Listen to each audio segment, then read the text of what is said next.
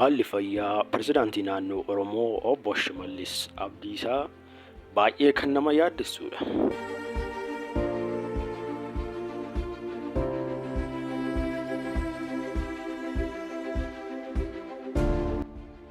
Ashamaan akkam jirtu dhaggeeffattootaa fi daawwattoonni chaanaalii keenya bakka gara chaanaalii keenyaatti nagaan deebitamsiniin jecha har'ammoo odeeffannoo waa'ee pirezidaantii naannoo Oromoo obbo Shimelis Abdiisaa fayyaa isaanii irratti ilaallatee maal dhukkubsachaa jiru, maal ta'an immoo haalli isaan keessa jiran immoo akkamii, wanti kun dhugaadha moo soba kan jedhu isinii qabannee dhufnee jira jechuudha. Egaan daawwattoota keenya amma xumura qophii keenyaatti nu wajjin tura. Warroonni chaanaalii keenyaaf haaraa taatan immoo akkuma beekamu chaanaalii keenya kana subscribe gochuun akkasumas illee laayikii fi share gochuun namoota hedduu bukkeellee akka inni qaqqabu godhaa isiniin jenna. Egaan daawwattoota keenya gara odeeffannoo warra qabanneetti isin haa dabarsu.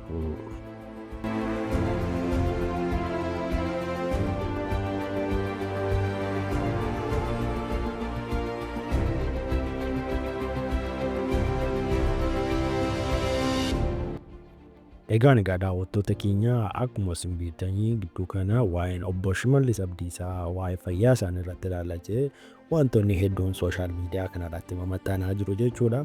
Keessumaayyuu maal ta'anii, maaliif akkas ta'anii, maaltu immoo dhukkubaa jira kan jedhu baay'ee kan nama gaaffii ta'udha jechuudha. Haalli isaanii illee baay'ee yaaddessa kan jedhamu illee sooshaal miidiyaa kanarra baay'atee jira. Inni kaan fayyaadha, inni kaan immoo dhukkuba jedha. Egaa obbo Shimelis Abdiisaa maal ta'anii kan jedhu gara odeeffannoo keenyaatti sirriitti ta'ee ilaaluun isiniin jala daawwattoota keenya. Egaan akka sooshaal miidiyaa garaagaraa irratti maxxananii obbo Shimelis Abdiisaa yeroo ammaa kana baay'ee dhukkubaa kan jiranii fi hedduullee haala yaaddessaa keessa kan jiranidha jechuudha. Keessumaayyuu odeeffannoon karaa sooshaal miidiyaa maxxaneen akka jedhutti pirezidaantii mootummaa naannoo Oromiyaa obbo Shimelis Abdiisaa dhukkuba cimaa irra gahuun haalli fayyaa isaanii sadarkaa yaaddessaa irra gahuun maddeen amanamoo mirkaneessanii jedha. Keessumaayyuu pirezidaantiin torban muraasa darban ija mootummaa fi waltajjii mootummaa adda addaa irraa fagaatanii turuun isaanii ni yaadatama. Odeeffannoon dhiyaate kana bahee akka addeessutti yeroo ammaa kana biyya United Arab Emirates magaalaa Abu Dhabii keessatti hospitaala olaanaa tokko keessatti yaala cimaa argachaa akka jiraniif illee mootummaa muummicha ministeeraa Abiy Ahmed illee yeroo UAE deemee turetti dhaqanii hospitaalicha argamuun obbo Shimelis Abdiisaa illee akka gaafatan mirkanaa'ee ture jechuudha. Keessumaayyuu haalli fayyaa isaanii dhiyeenyaan kan hordofanii muummicha ministeeraa haalli jiru baay'ee yaaddessaa ta'uu hubachuu isaanii maddeen ni addeessu jedha. Egaan daawwattoota keenya obbo Shimelis pirezidaantii mootummaa naannoo Oromiyaa obbo Shimelis Abdiisaa walgahii fi marii garaagaraa ilaallee dhabamuun isaanii irra deebi'ee dhabamuun isaanii illee akka isaan fayyaa isaanii illee irratti illee baay'ee miidhamaa jiran illee agarsiisa jechuudha.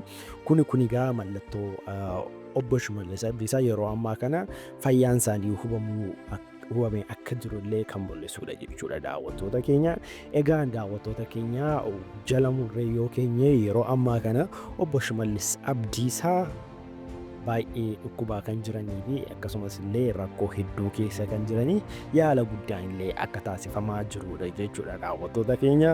Egaan daawwattoota keenya odeeffannoon har'a qabannee dhufne kana ture. Keessumaayyuu amma xumura qophii keenyaatti waan nu daawwattaniif galatoomaa isiniin jecha akkasumas illee warroonni chaanaalii keenyaa haaraa taatan immoo chaanaalii keenya kana subscribe, like, share gochuun dagatinaa isiniin jecha odeeffannoo akkasii hamma gama isinitti deebinutti gama kiyyaan nagaatti.